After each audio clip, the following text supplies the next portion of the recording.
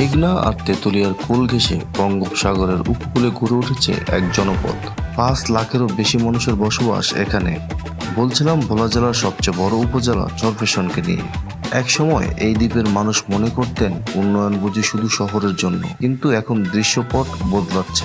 আজকের ভিডিওতে আমরা দেখব আধুনিক চরফ্যাশন আসলে কতটা বদলে গেছে, কি পেয়েছে এই উপজেলা, আর সামনে আরো কি পাওয়ার স্বপ্ন দেখছে এই জনপদের মানুষ। চরফ্যাশনের নামটা এসেছে 1985 সালের দিকে। তখনকার বরিশালের জেলা ম্যাজিস্ট্রেট H.J.H. ফ্যাশন সাহেব এই বিচ্ছিন্ন চরগুলোকে একত্রিত করে একটি বাজার গড়ে তোলেন। সেই চর ও ফ্যাশন থেকেই আজকের চরফ্যাশন।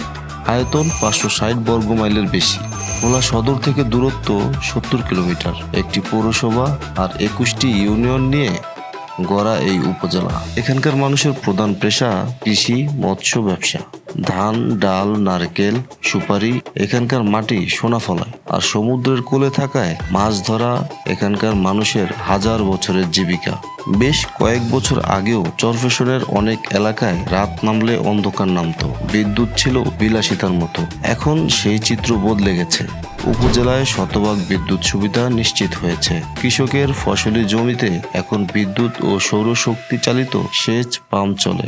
সবচেয়ে চমকের বিষয় হলো চরফ্যাশনের মূল ভূখণ্ড থেকে বিচ্ছিন্ন চর কুকরিমুকরি দ্বীপ পর্যন্ত সাবমেরিন কেবলের মাধ্যমে বিদ্যুৎ পৌঁছে দেওয়া হয়েছে। একটা দ্বীপের মানুষ যারা সমুদ্রের মাঝে থাকেন তারাও এখন বিদ্যুতের আলোয় রাত কাটান।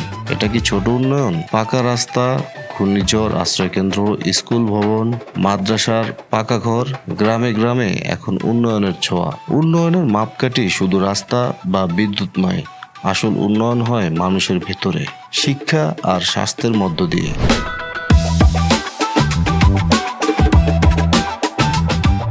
আজকের আধুনিক চরফ্যাশনে সেই কাজটাও এগিয়েছে বহু ধাপে। 1932 সালে প্রতিষ্ঠিত ট্রাফনাল ব্যারেট মাধ্যমিক বিদ্যালয় থেকে শুরু করে 1968 সালে প্রতিষ্ঠিত চরফ্যাশন সরকারি কলেজ শিক্ষার ভিত এখানে দীর্ঘদিনের। পৌরসভার সাক্ষরতার হার এখন 75%। স্বাস্থ্য সেবায়ও পরিবর্তন এসেছে। উপজেলা স্বাস্থ্য কমপ্লেক্স সহ নতুন থানা এলাকায় স্বাস্থ্যকেন্দ্র স্থাপন হচ্ছে। তবে এখনো অনেক পথ বাকি। অত্যন্ত চরাঞ্চলে বিশেষজ্ঞ চিকিৎসকের অভাব, উচ্চশিক্ষার সুযোগ সীমিত।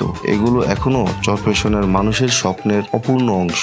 চরফ্যাশনের আসল শক্তি হলো তার প্রকৃতি। বঙ্গোপসাগরের কোলে থাকায় এখানে ইলিশের যে প্রাচুর্য তা অতুলনীয়। ইলিশ, চিংড়ি, রূপচাঁদা এখানকার মাছ ঢাকার বাজারেও কদর পায়। সরকারের মৎস্য আহরণ নিষেধাজ্ঞার সময় জেলেদের মধ্যে খাদ্য সহায়তা দেওয়া হচ্ছে। এটা একটা ইতিবাচক পদক্ষেপ। কৃষিতেও সম্ভাবনা অফুরন্ত। উপকূলীয় লবণাক্ততা সহনশীল ধানের চাষ, নারকেল ও সুপারি বাগান। এখানকার কৃষকরা প্রকৃতির সাথে লড়াই করেই ফসল ফলান। ভবিষ্যতে যদি ব্লু ইকোনমি বা নীল অর্থনীতির সুযোগ কাজে লাগানো যায়, তাহলে চরফ্যাশন হতে পারে বাংলাদেশের দক্ষিণাঞ্চলীয় অর্থনীতির অন্যতম চালিকা শক্তি। এত উন্নয়নের মাঝেও একটা প্রশ্ন ঘুরে ফিরে আসে, চরফ্যাশন থেকে ঢাকা যেতে কতক্ষণ লাগে?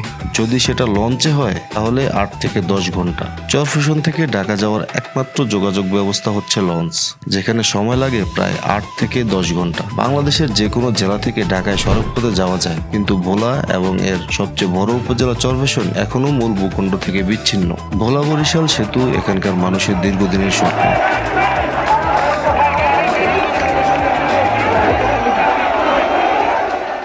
2025 সালের নভেম্বর-ডিসেম্বর চরফ্যাশন সহ সমগ্র ভোলা জেলার বিভিন্ন সংগঠন একাধিক মানববন্ধন ও নানান কর্মসূচি পালন করেছে শুধু এই একটি দাবিতে। বক্তারা বলেছেন, ভোলায় প্রাকৃতিক গ্যাস আছে, মাছ আছে, কৃষি আছে, পর্যটনের সম্ভাবনা আছে, কিন্তু সেতু না হওয়ায় বিনিয়োগ আসছে না, শিল্প গড়ে উঠছে না। ভোলার গ্যাস দেশের গ্যাস গ্রিডে যোগ করা যাচ্ছে না শুধু পাইপলাইন না থাকার কারণে।